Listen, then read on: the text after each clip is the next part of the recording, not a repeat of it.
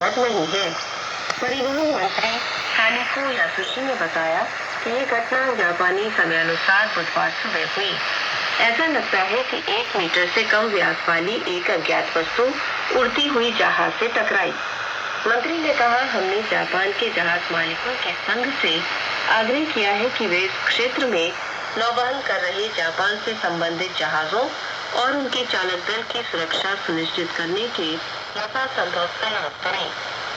चालक दल के एक सदस्य के अनुसार ऐसा लगता है कि वस्तु के टकराने से खिड़की के शीशे में दरार आ गई और एक चिमनी क्षतिग्रस्त हो गई।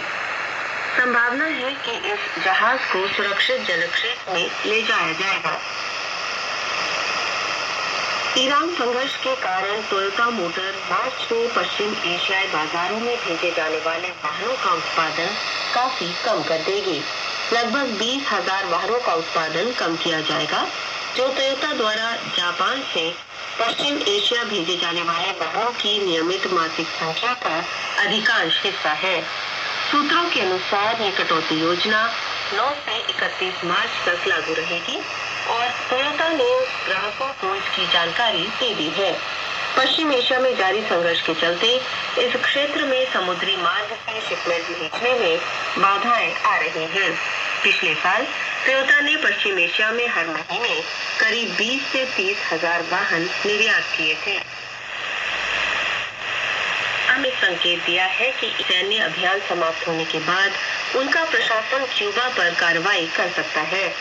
बृहस्पतिवार को व्हाइट हाउस में आयोजित एक कार्यक्रम में ट्रंप ने कहा कि अमेरिका पहले ईरान में जारी अभियान को पूरा करना चाहता है। उन्होंने ये भी कहा कि बस कुछ ही समय में बहुत से लोग क्यूबा लौटेंगे। उन्होंने कार्यक्रम में उपस्थित लोगों से कहा कि क्यूबा समझौता करने के लिए बहुत आतुर है। ट्रंप ने इससे पहले क्यूबा के मैत्रीपूर्ण अधिग्रहण की संभावना भी जताई थी।